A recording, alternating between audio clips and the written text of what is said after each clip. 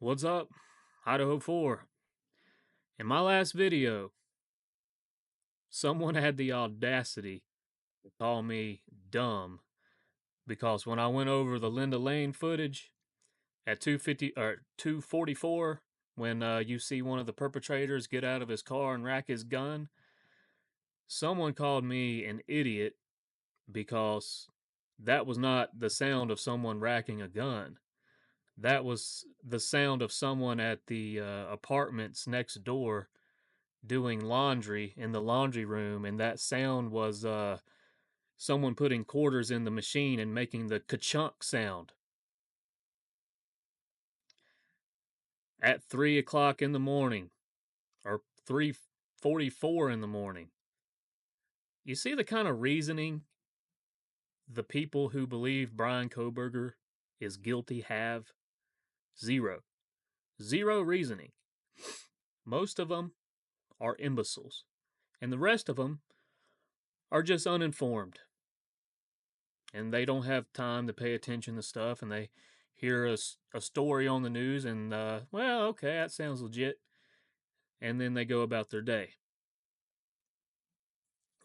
That's why anyone who cares about this case, I urge you to learn as much as you can and share with others. And I'm going to get off the rant, and I'm going to put every piece of evidence of multiple weapons that I have, the evidence of multiple weapons being used in the Idaho 4 case, especially guns. I'm going to take the stuff from the last two videos and I'm going to put it all together in this one, and maybe with a little different insight and a couple new things to show you. So let's just get started. So the first thing we got to ask ourselves is, can we put a gun at the scene of the crime? And the fact that this man at 3:44 gets out of his car and we hear him rack his gun and we see him walking towards the King Road house, that is not a coincidence. He is heading towards the scene of the crime with a gun. And I didn't mention this in the last two videos, but the guy that was sitting in this car, he'd been sitting here for hours. He has been sitting in that car for hours in the same spot. Has not got out, has not drove off, has not made a sound. He's been sitting in that car for hours. And, 10 minutes right before the unalivings alleged to happen, which I am believing it according to this evidence, he gets out and heads towards the King Road house. Now, any guilter out there, you cannot deny this. Unless you are dumb, then I guess you could deny it. And no, I'm going to play this sound for you, and anyone with a brain will realize that this is a gun being racked and not quarters being put into a vending machine or a laundry machine. Idiot.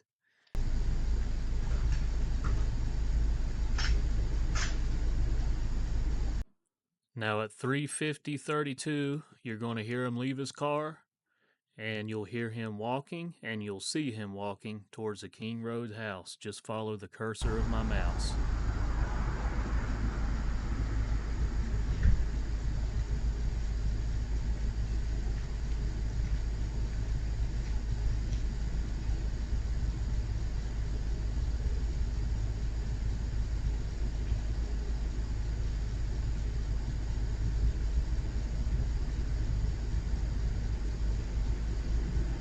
Ethan was also deceased with wounds later determined. Autopsy report provided by Spokane. Redacted. Look, it's a whole page missing. Redacted. County Medical Examiner. Anonymous. To be caused by sharp force injuries. I find the redaction thing weird. And people will say, well, look, they just redacted the medical examiner's name. In my gut, I'm calling BS. I think they left something out here.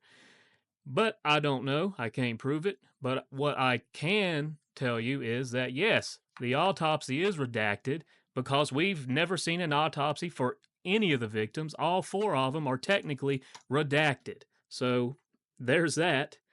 And Ethan has never been reported of having defensive wounds. Kaylee has been reported of having defensive wounds. Xana has. I'm not sure about Maddie, but they said, DNA under her fingernails, so that sounds like a defensive wound to me. But when it comes to Ethan, the reportings have always been like, he didn't fight back. And let me tell you something. There's only one reason a 6'4", 200 and something pound man doesn't fight back when someone is getting at him with a knife. It's not because he sat there and took it, and it's not because Koberger snuck in like a Sicario and stabbed him in the neck in the middle of the night while he was sleeping, and that was it. It only took 5 seconds. No, that is absolutely bullcrap ridiculousness.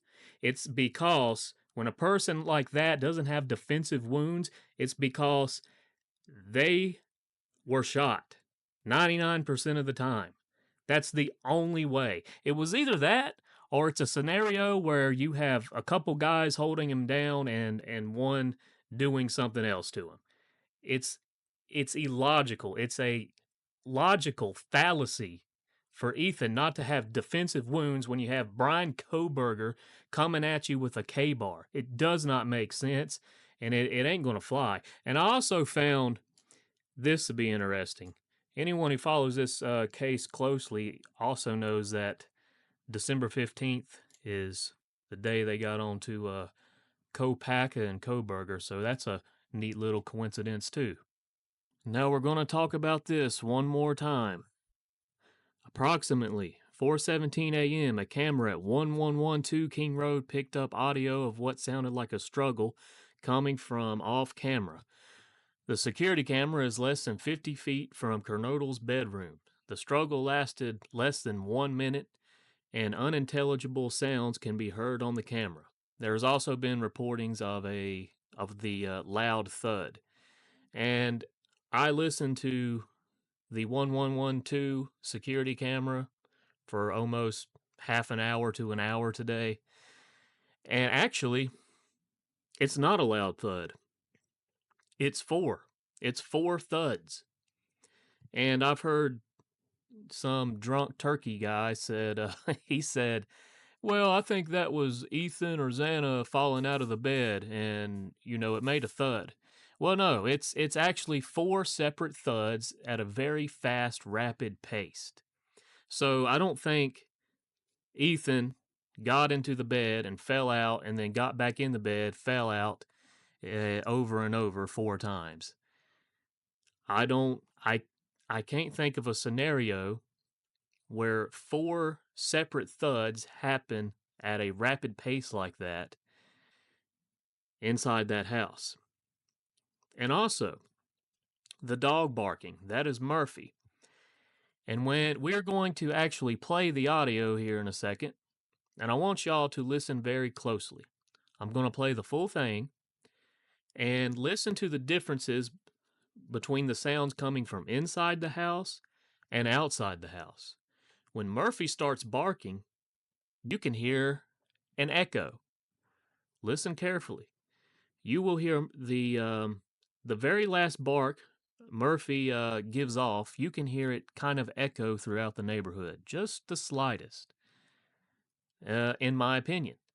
But the other sounds, there are no echo. So let's watch that video and listen carefully to it. Here are those sounds.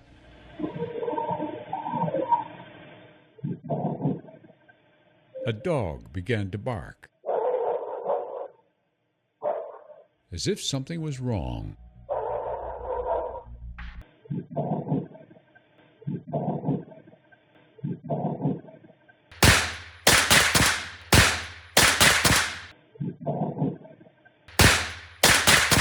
Now, just to be totally honest and transparent, I am not an expert in sound. But I would love to hear the opinion of a sound expert on what he thinks that sound could be. An unbiased opinion, might I add. Now, what I do know is firearms. And that to me sounds like one person getting shot 4 times.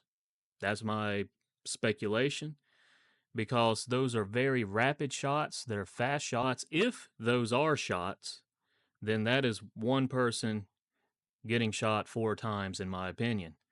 If indeed those are gunshots, there's not enough time in between those shots to transition targets. So I don't think that is, these 4 victims being executed or anything like that. But to me, that sounds like 4 shots, very fast shots directed at possibly one person. But putting all that aside, I just think it's good food for thought. And let's listen to the defense expert witness Brent Tervey, and let's go over a couple things that he has to say. He says more than one assailant was necessary to accomplish this crime in the time frame alleged. Duh. He inserts there is direct and indirect evidence that attempts were made by suspects to clean up the crime scene after the homicide, which would have taken far longer than the time interval alleged by the state. Well, yes, duh again, because we're not idiots, we know that. There were multiple weapons used against Kaylee Gonzalez, so more than one knife, more than one K-bar. Can't rule out a gun because weapons, it isn't specific. That could very well mean a gun. But I don't know if that's likely against Kaylee, but I can't rule it out because it's not specific when it says weapons. And Xana and Ethan appeared to have been attacked at the same time. Now, I've always been of the opinion that this crime was committed by 3 to 5 people. And if you go with the most likely scenario that all 4 victims were attacked simultaneously uh, in a short time frame, so you have possibly 2 guys go in the Kaylee's room for Maddie and Kaylee, and you have 2 guys waiting until Xana and Ethan get home from the frat house to surprise them. That is one perpetrator per victim. Now, if that is true, and Xana and Ethan are being attacked at the same time, it is impossible for Ethan to have no defensive wounds because no one is going to take out a 6'4", 200-pound man with a knife and him not to have defensive wounds. Not even the great hitman Koberger. So the only scenario that makes sense for Ethan not to have defensive wounds, you have 2 different scenarios. Either that 254 time frame with Kaylee and the proof of life on her phone, the 10 calls to Jack D, and then after that, no more texts, no more calls, no more social media. Maybe these people went in and took out Kaylee and Maddie before Xana and Ethan were home, and then they waited for Xana and Ethan to get home, and then they went in again and surprised them, and they had more people to do what they did to Xana and Ethan. But that's probably the least likely scenario. The most likely scenario is that they were all attacked simultaneously. But I cannot rule anything out at this time. Now, if we go with the most likely scenario, there's not enough people in there to hold Ethan down and restrain him, therefore, him not having defensive wounds. The only thing that makes sense is that Ethan was shot. Ethan was shot, and then they did what they did to his legs later. That's the only thing that makes sense to me. And in closing, I want to bring up a couple points about Murphy. I've always been of the opinion that Murphy was on the 3rd floor banister outside. And I was listening to another content creator the other day, Bronx Tales True Crime. That's a tongue twister. I'll link her in the description. And she had some very good points about Murphy. And she brought up that Murphy was Kaylee's dog, Jack D's dog, and he was used to chaos, parties, loud noises, probably some screaming, some ruckus. And if you notice, that unintelligible sound in the before the loud thud, Murphy was not barking. But those loud thuds definitely got Murphy's attention. That was something that he wasn't used to. whatever that sound was, Murphy reacted to it, and he went crazy. And I just wanted to point that out. So, food for thought.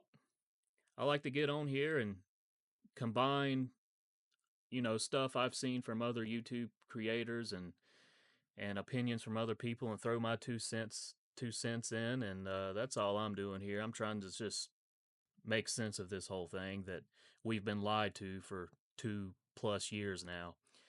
So if you like the video, give me a thumbs up. If you hate me, let me know that too. I don't care. And I'd love to hear your opinions about those loud thuds. So thank you for everyone for listening.